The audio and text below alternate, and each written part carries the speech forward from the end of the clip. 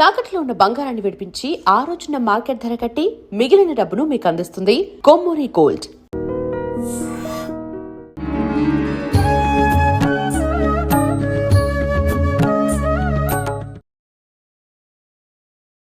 నమస్కారం, welcome to I dream. ధర్మ మార్గం విత్ విజిత కార్యక్రమానికి స్వాగతం. ప్రస్తుతం మనతో పాటు ఉన్నారు వీరు శ్రీ విద్యకు సంబంధించి మంత్ర యంత్ర తంత్రాలకు సంబంధించి దాదాపు 100కు పైగా పుస్తకాలు రాయటం జరిగింది. అదేవిధంగా మైసూర్ అవధూత దత్తపీఠానికి సంబంధించి ఆస్థాన పండితులుగా కూడా ఉండటం జరిగింది. వారే డాక్టర్ క్రోవి పార్థసారథి గారు. ఇప్పుడు గురుగారితో మాట్లాడి మరిన్ని విషయాలు తెలుసుకుందాం. నమస్కారం గురుగారు. గురుగారు, వివాహ సమయంలో వధూవరులు ఇద్దరిని కూడా లక్ష్మీనారాయణులుగా భావించి వివాహం క్రతు అనేది చేస్తూ ఉంటారు. మరి అమ్మవారితో సమానమైన ఆ పెళ్లి కూతురికే గనక ఆ సమయంలో పీరియడ్స్ గనక వస్తే అదేమన్నా ఆ అమ్మాయికి దోషమా, లేదు అంటే ఆ ప్రభావం వీళ్ళ ఇద్దరి జీవితం పైన ఏమన్నా ఎఫెక్ట్ చూపుతుందా? ఇక్కడ మనం రెండు రకాలుగాను దీన్ని ఆలోచించాలి. ఒకటి సైంటిఫిక్ పరంగా మనం ఆలోచించాలి, శాస్త్రపరంగా. రెండోదేమో మన యొక్క ఆచారాలు, వ్యవహారాలు, ఆధ్యాత్మికత, ఇలా మనం ఆలోచించాలి. ఈ ఆధ్యాత్మికంగా ముందు చూద్దాం. వీళ్ళు కనుక అయితే లేదండి అట్లాంటి అసలు రాకూడదు, వచ్చేస్తే వాళ్ళకి ఏదో అయిపోతుంది, ఇది వీళ్ళ యొక్క సెంటిమెంట్. ఇది కరెక్ట్ కాదా? కరెక్ట్ కాదా అంటే 100% కాదు అనే మనం చెప్పేయాలి. ఇందులో అనుమానం ఏం లేదు. సైంటిఫిక్గా అది ఇబ్బంది. ఇప్పుడు ఏమవుతుందంటే, ఎప్పుడైతే అసలు నీకు అలా ఇబ్బంది ఉన్నది అని తెలిసినట్టు ఉండదు, అది వెడితే కానీ మనం ముహూర్తం పెట్టుకోం కదా. ఎందుకని చేస్తామంటే చాలా ఇన్కన్వీనియంట్గా ఉంటుంది కదా. అవును, నిజం. చాలా ఇబ్బందికరంగా ఉంటుంది. మరి ఇబ్బందికరంగా ఉన్నప్పుడు అమ్మాయి ఎలా కూర్చోగలుగుతుంది? నువ్వేదో హాయిగా కుదురుగా కూర్చోవాలమ్మా, ఆ కార్యక్రమాలను ఇలా చేయాలంటే ఏం చేస్తారు ఇక్కడ? అందుకని అది మనం తీసుకోనటువంటి పని. ఇక రెండోది, అలా తీసుకోకూడదా? మన లోపల నుంచి వచ్చిందే కదా, కొత్తగా వచ్చింది ఏంటి? ఇలాంటివన్నీ వెక్కిరి తక్కువ ప్రశ్నలోనూ అదేదో ఎక్స్ట్రా తెలివితేటలు అంటారే, అవి తప్పించి ఇంకేం లేదు. For that I tell you one thing. నీకు ఏదో ఒక కార్యక్రమం, మీ ఇంట్లో ఏదో ఒక కార్యక్రమం చేసుకుందామని మీరే అనుకున్నారు. వివాహం కాదు, ఇంకేదో కార్యక్రమం. సడన్గా ఉన్నట్టుండి మీకు లూజ్ మోషన్స్ పట్టుకున్నాయి. ఏం చేస్తారు ఇప్పుడు? మీరు మందులు ట్యాబ్లెట్లు వేసుకున్నా ఆగేటటువంటి పరిస్థితి లేదు, అలా వెళ్ళిపోవాల్సి వస్తుంది. ఏం చేస్తారు? ఇప్పుడు ఆ కార్యక్రమం ఆపేస్తారా, లేదు కూర్చుని జరిపిస్తారా? కూర్చోటం ఎలా సాధ్యపడుతుందండి కదా.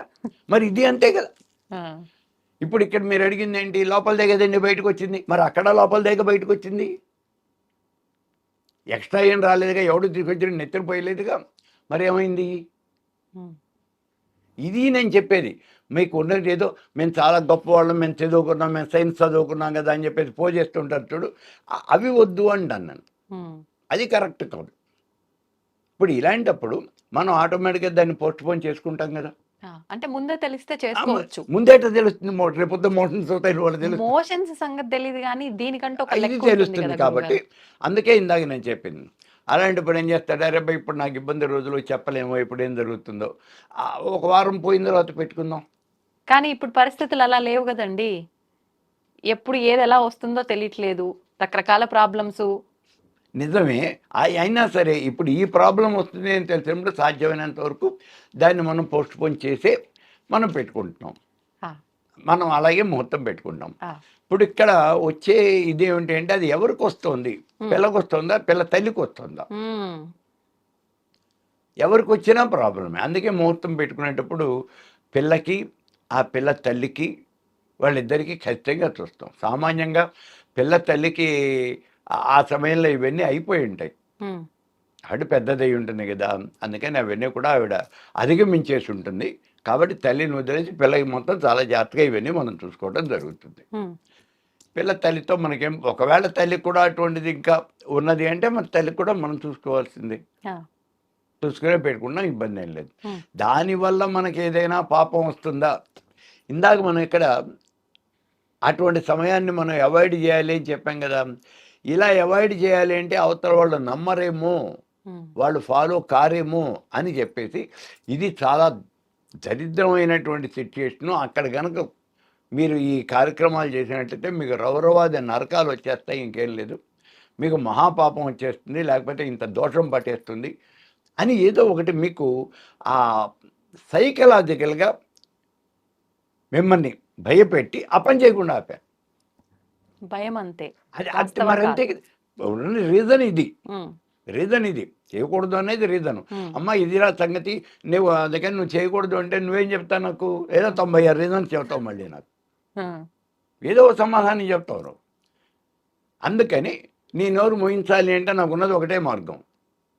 భయపెట్ట. ఎక్కడైనా సరే ఇలాంటి వాటికి పాపభీతి, పాపాన్ని అడ్డం పెట్టుకున్నాం మనం. ఉమ్, నువ్వు గనక ఇలాంటి పని చేసినట్లయితే మహాపాపం వచ్చేస్తుంది. ఇప్పుడు బయట నుంచి వచ్చాం, తిరిగి వచ్చినప్పుడు నడిచే వెళ్ళాం, కాళ్ళ నిండా దుమ్ము పడుతోంది, మరి కాళ్ళు కడుక్కొని లోపలికి రావాలి.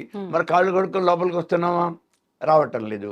కాళ్ళు కడుక్కొని రమ్మని చెప్పాం, కాళ్ళు కడుక్కొని రాకపోయినట్లయితే వారిని దుంప తెగ మహా దరిద్రం అంతా పట్టుకుంటుందిరా నీకు. ఆ, చేయి ఉంది వెళ్ళి కాళ్ళు కడుక్కుంటే దరిద్రం పట్టుకుంటుంది అంటే పరిగెత్తుకుంటూ వెళ్ళి కడుక్కొస్తాడు. అంతే.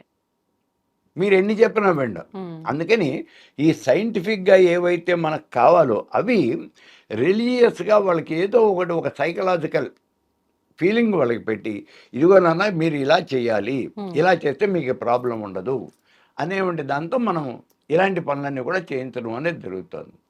అది అలా చెప్పేది తప్పించి దానివల్ల ఏదో ప్రత్యేకంగా ఆధ్యాత్మికంగా మీకు ఏదో మహాపాపం వచ్చేస్తుందని అలా అని కాదు. ఉమ్. ఇదిగో ఈ పనులు చేయకుండా ఉంటాం కొత్త. ఓకే. అంటే ఇప్పుడు చాలా మందిలో ఎవరో భయపెట్టకపోయినా స్వతహాగా వాళ్ళకే అనుకోకుండా కొన్ని ప్రాబ్లమ్స్ వల్ల ముందు రావాల్సి, అంటే ఎప్పుడో రావాల్సింది రాకుండా ఉండిపోయి అదే సమయానికి రావటము అవును. ఏదో సందర్భాల్లో వస్తుంది. అంటే గౌరీ పూజ చేస్తూ ఉంటాము, మళ్ళీ అక్కడ గణపతి ఆరాధన చేస్తూ ఉంటాము, వివాహము అనగానే వేద మంత్రాలు, అగ్ని చుట్టూ తిరగటం అని ప్రతిదీ ఒక తంతు. ఇదంతా మంత్రాలతో కూడి ఉన్న తంతు. అరే మంత్రాలు అంటే మనం ఎంతో సెంటిమెంట్ గా భావిస్తాము, ఇవన్నీ కూడా ఒక పూజ కిందే భావిస్తాము. మరి అట్లాంటప్పుడు ఏమన్నా అయిపోతుందేమో అని స్వతహాగా ఎవరికి వారికి కూడా డౌట్లు. భయం ఉంటుంది. వాళ్ళు ముందు జాగ్రత్త పడతారు. ఏంది జాగ్రత్త పడినా కొన్నిసార్లు మనం ఏం చేయలేము. మీకు ఒక చిన్న ఇన్సిడెంట్ మొన్న వచ్చిన పౌర్ణమికి, మాఘమాసంలో పౌర్ణమి, ఇప్పుడు నిన్న పాల్గొన పౌర్ణమికి అయింది, అంతకుముందు 1 month బ్యాక్. ఓకే. మరి ఎవరో వాళ్ళు స్వామి వ్రతం చేసుకుంటున్నామండి, సత్యనారాయణ స్వామి వ్రతం చేసుకుంటున్నాం, మీరు రావాలి అన్నారు. వెళ్ళాం. మమ్మల్ని అమ్మాయే తీసుకెళ్ళింది ఇంటికి. తీరా ఇంటికి తీసుకెళ్ళి ఇప్పుడు ఇంకో అరగంటలో వాడు కూర్చోబోతున్నారు పీటల మీద. ఇప్పుడు తనకు కాస్త ఈ ప్రాబ్లం వచ్చింది. ఏం చేస్తుంది? ఇప్పుడు ఏడుస్తూ కూర్చుంది. అంతే. సరే, అంతగానో నువ్వు చేయగలిగింది ఏం లేదు. సరే, ఆయన ఒక్కడే పీటల మీద కూర్చుని ఆయన వ్రతం మీద, కానీ ఎందుకంటే అన్ని అరేంజ్మెంట్స్ అయిపోయినాయి. ఆయన పంతులు గారు వచ్చాడు, కూర్చున్నాడు, ఆయనే వ్రతం చేయించేసి వెళ్ళిపోయాడు. అలా చేయొచ్చా అండి? మరి ఏం చేస్తాడు? ఇంకా అన్ని అరేంజ్ చేసుకున్నారు కదా. చేయొచ్చా అంటే భార్య లేకుండా చేయకూడదు అనేది ఒక నియమం. అది కూడా ఎందుకు అంటే, మరి మీరిద్దరూ ఉన్నప్పుడు ధర్మేచ అర్థేచ కామేక్ష నాతిచారామేని కదా. మేమిద్దరం కలిసే చేస్తాము, ఏ పని చేసినా విడిగా చేయం. మరి అలాంటప్పుడు పూర్ణ పురుషుడు అంటే స్త్రీతో కలిసినటువంటి పురుషుడు అనే కదా.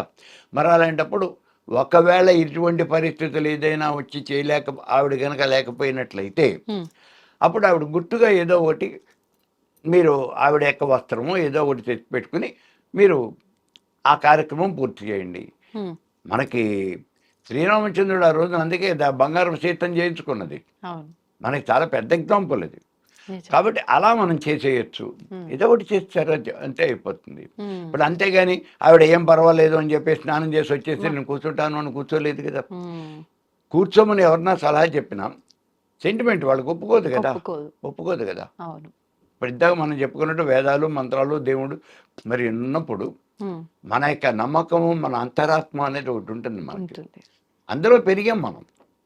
అందులో పెరగకపోతే పోని మనం ఏమన్నా ఏ అమెరికాలోనూ మొదల నుంచి అక్కడ కనుక్కుని ఉంటే అలా చేసి ఉండకపోవచ్చు, కానీ మన బ్రాటప్ అది కాదు.